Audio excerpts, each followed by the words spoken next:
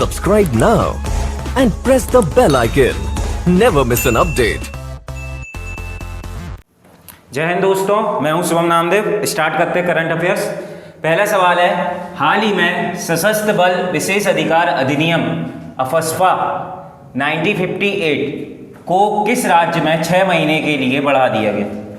सशस्त्र बल विशेष अधिकार अधिनियम अफस्पा का फुल फॉर्म पूछ लिया जाता है दोस्तों, armed force special power act. ये जो एक्ट है 1958 में लागू हुआ था। ओके दोस्तों, तो अपना सवाल ये है कि किस राज्य ने 6 महीने के लिए बढ़ाया है? तो इसका करेक्ट आंसर है दोस्तों असम।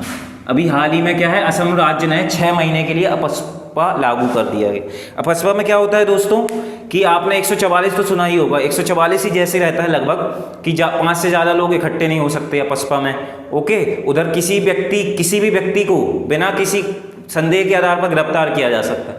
ओके, तो जो नॉर्थ ईस्ट है, जो अपना नॉर्थ ईस्ट के जो 7 सिस्टर बोलते हैं, उसमें ये ज़्यादातर लागू भी रहता है। अभी 2 महीने पहले नागालैंड में फिर से 6 महीने के लिए बढ़ाया गया है। तो ये जो नॉर्थ ईस्ट के राज्य सभी जगह लागू हो चुका है। यह अफस्पा किसी भी भारत में कहीं भी लागू हो सकता है, बस नॉर्थ ईस्ट में ज़्यादा लागू होता है।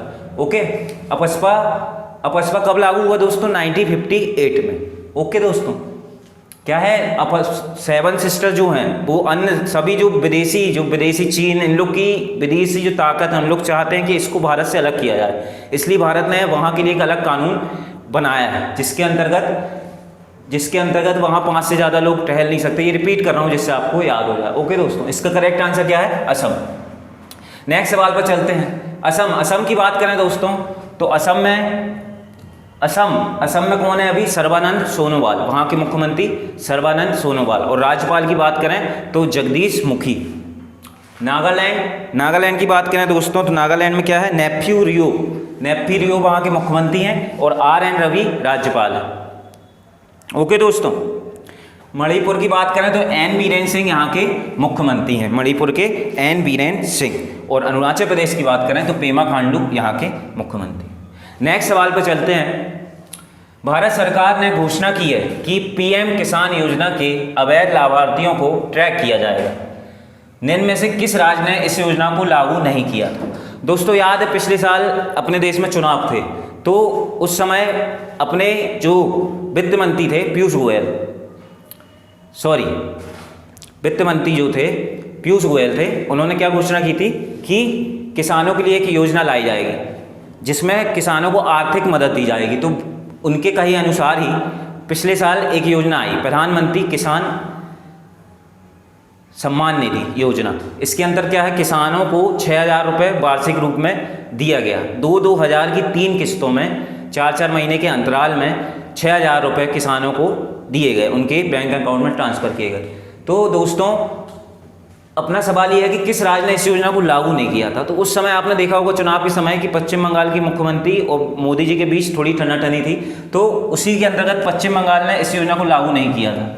ओके दोस्तों, छत्तीसगढ़ की बात करें दोस्तों, तो आपको मैंने अभी हाल ही में 2-3 योजना पढ़ाई, जैसे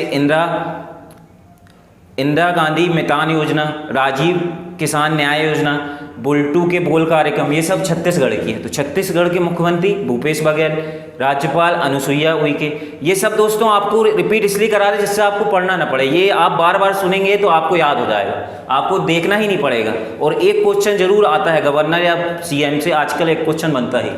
ओके दोस्तों, राजस्थान में अभी आपने देखा होगा, अभी बहुत तनातनी चल रही थी, वोट कोई इस पक्ष हो रहा, कोई, तो यहाँ के मुख्यमंत्री कौन है अभी? अशोक गहलोत। इनने बहुमत फिर से प्राप्त कर लिया है। तो राजस्थान के क्या है? अशोक गहलोत। और यहाँ के राज्यपाल कलराज मिश्र। ओके दोस्तों, P विजयन केरल के राज्यपाल है। ओके, और आरिफ मोहम्मद खान यहाँ के क्या है? राज्यपाल केरल के। ओके दोस्तों, तो अपना करेक्ट आंसर क्या है? पश्चिम बंगाल ने PM किसान योजना लागू नहीं की थी। ओके दोस्तों, और इस योजना में क्या है कि जिस किसान के पास 2 हेक्टेयर या 2 हेक्टेयर से कम मतलब खेत जमीन होगी, उसको ये लाभ पहुंचेगा। 2 हेक्टेयर से ज़्यादा वालों के लिए नहीं है। ओके दोस्तों, नेक्स्ट सवाल पर चलते हैं। हाल ही में कैसेल ने कहा है कि मनरेगा की औसत आय लॉकडाउन के दौरान 2 गुनी हो गई। मनरेगा को किस वर्ष लागू किया गया था? किसेल क्या है सर? किसेल क्या है दोस्तों? किसेल ये है कि एक रेटिंग एजेंसी है। रेटिंग एजेंसी जो मतलब जो भी मतलब सभी कंपनियों को रेटिंग देती है, जिससे अपन कुछ खरीदते हैं तो अपन रेटिंग वगैरह देख के ये जितनी अच्छी उसकी रेटिंग होगी वो उतनी अच्छी कंपनी की होगी, उतनी अच्छी वो सही होगी। ओके दोस्तों, तो मनरेगा, अपना सवाल ये है कि मनरेगा को किस वर्ष लागू किया गया। तो दोस्तों मनरेगा कब बना था? मनरेगा का एक्ट आया था 2005 में और मनरेगा को लागू किया गया था फरवरी 2006 में अनंतपुरा आंध्र प्रदेश। ओके दोस्तों, अनंतपुरा आंध्र प्रदेश में लागू किया था। प्रारंभ में इसको 200 जिलों में लागू किया था दोस्तों, प्रारंभ में 200 जिलों में इसको लागू किया था। ओके, बाद में बढ़कर 640 जिले और अभी वर्तमान में जिले अगर पूछा जाए तो 739 यानी 739। ओके दोस्तों, और इसका नाम नरेगा आया था 2006 में। नरेगा को मनरेगा कब किया गया, ये सबसे इंपॉर्टेंट सवाल है कि नरेगा को मनरेगा कब, उसमें महात्मा गांधी जोड़ दिया गया। मनरेगा मतलब महात्मा गांधी रोजगार गारंटी अधिनियम। इसमें कंफर्म है, ये एक चीज़ बताना चाहूँगा कि कई देश हैं जहाँ पर मतलब रोजगार का प्रावधान है, रोजगार दिया जाता है ये वो, लेकिन अपने यहाँ कानून है मनरेगा, इसके अंतर्गत आपको 100 दिन का रोजगार मिलेगा ही। अगर उनने 60 दिन दिया, 80 दिन दिया, फिर भी आपको 100 दिन का पैसा मिलेगा, ये एक्ट है। अगर अपन को 100 दिन का मनरेगा नहीं मिल रहा है तो अपन कोर्ट केस कर सकते हैं। ओके दोस्तों, ये सिर्फ इंडिया में ही है कि एक्ट है, किसी देश में एक्ट नहीं है रोजगार के लिए, बट अपने देश में एक्ट है। ओके दोस्तों, तो मनरेगा को 2009 में लागू किया गया था।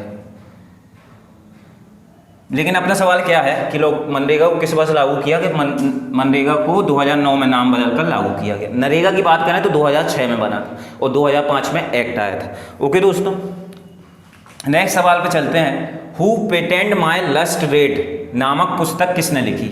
Who painted my lust red, इस पुस्तक के लेखक है दोस्तों श्री अय्यर। श्री अय्यर ने who painted my lust red पुस्तक लिखी।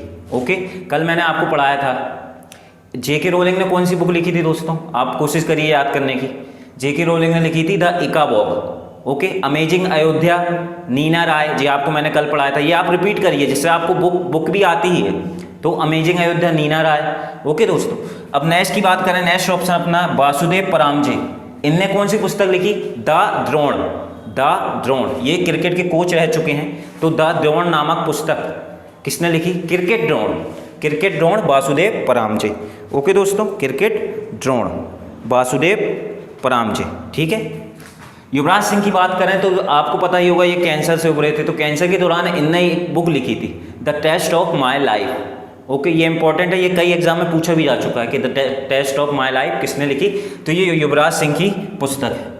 डॉन ब्रैडमैन की बात करें दोस्तों, तो डॉन ब्रैडमैन की बात करें तो डॉन ब्रैडमैन ने क्या लिखा है? The art of cricket. The art of cricket किसकी पुस्तक है? डॉन ब्रैडमैन की। नेक्स्ट सवाल पर चलते हैं।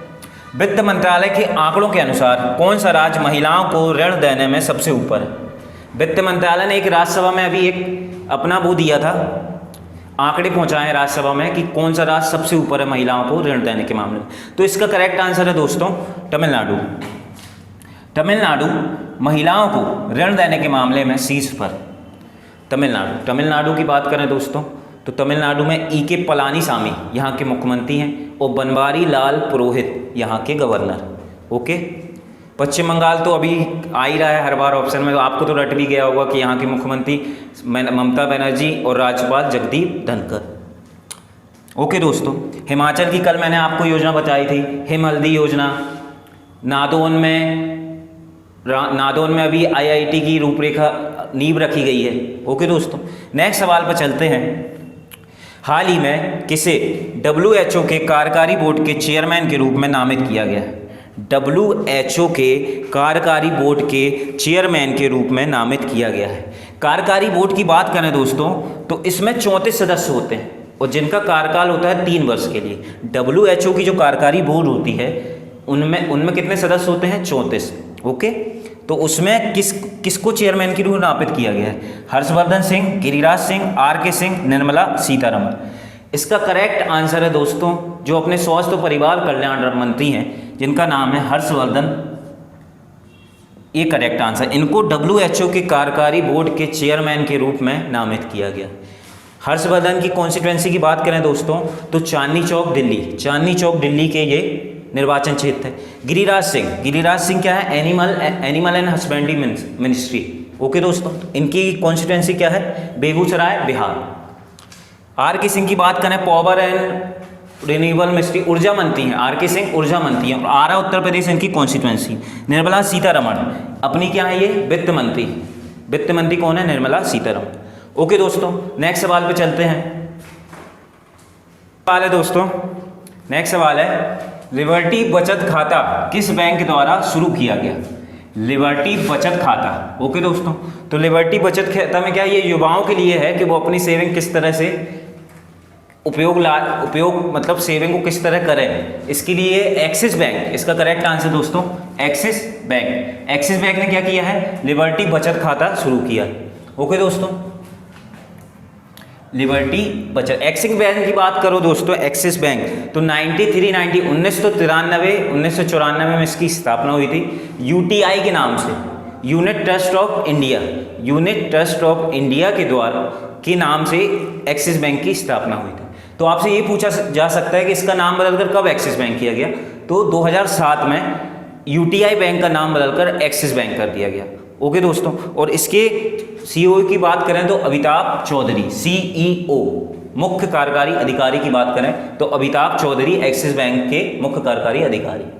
ओके दोस्तों, पीएनबी की बात करें, अभी हाल ही में डिजिटल अपनाएं इन्होंने लॉन्च किया था एक स्कीम, डिजिटल अपनाएं। तो आपसे ये पूछा पीएनबी। ओके दोस्तों, नेक्स्ट सवाल पे चलते हैं। भारतीय राष्ट्रीय राजमार्ग प्राधिकरण, national highway authority of India, ये आपको फुल फॉर्म पूछा जाता है तो NHAI, national highway authority of India, भारतीय राष्ट्रीय राजमार्ग प्राधिकरण ने हाल ही में एक वेंडर प्रदर्शन मूल्यांकन प्रणाली विकसित की।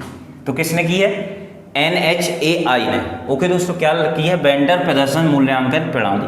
तो अपना सवाल यह है कि इसकी स्थापना कब हुई है, national highway authority of India की स्थापना किस वर्ष की गई। तो इसका करेक्ट आंसर दोस्तों 1988 में national highway authority of India की स्थापना हुई। अब इसके ये पूछा जा सकता है कि इसके अध्यक्ष कौन है, तो इसके अध्यक्ष हैं बलबीर सिंह सिद्धू। ओके दोस्तों, और अपने जो राजमार्ग मिनिस्टर है मतलब सड़क निर्माण परिवहन मंत्री कौन है, नितिन गडकरी जी, जिनकी कॉन्स्टिट्यूंसी क्या है, नागपुर महाराष्ट्र। नेक्स्ट सवाल पर चलते हैं। टेस्ट क्रिकेट में 600 विकेट लेने वाले पहले तेज गेंदबाज कौन बने, पहले तेज गेंदबाज है। ओके दोस्तों, तो ये ऑप्शन में तो मुथैया मुरलीधरन की बात करें तो इनने सबसे ज़्यादा 800 विकेट लिए हैं, सबसे ज़्यादा, बट ये स्पिनर है। अपना सवाल ये है कि पहले तेज गेंदबाज, तो इसका करेक्ट आंसर है दोस्तों जेम्स एंडरसन 600 विकेट लेने वाले पहले तेज गेंदबाज। इससे पहले जो तेज थे वो थे ग्लेन मैकथा, बट उनके 563 कुछ विकेट थे, इसलिए सब 600 विकेट लेने वाले पहले गेंदबाज कौन है, जेम्स एंडरसन। ओके दोस्तों, नेक्स्ट सवाल पर चलते हैं। क्रिकेट की बात करें तो क्रिकेट का वर्ल्ड कप होना है 2021 में होना, 20 में होना था इंडिया में, बस उसको बढ़ाकर 21 कर दिया गया, तो उसकी वेन्यू भी इंडिया में ही होगा। और 2022 में भी T20 वर्ल्ड कप होगा, तो उसका क्या है, वो ऑस्ट्रेलिया में होना है 2022 वाला, यानी 21 में भी T20 वर्ल्ड कप होना है और 22 में भी। ओके दोस्तों, नेक्स्ट सवाल पर चलते हैं। मौलाना अब्दुल कलाम आज़ाद ट्रॉफी 2020 से किस यूनिवर्सिटी को सम्मानित किया गया। इसका आंसर है दोस्तों पंजाब विश्वविद्यालय। पंजाब विश्वविद्यालय को क्या है, मौलाना अब्दुल कलाम आज़ाद ट्रॉफी से सम्मानित किया गया है। ओके दोस्तों, आज के लिए इतना ही। कैसा लगा आपको ज़रूर बताइएगा। ओके, जय हिंद।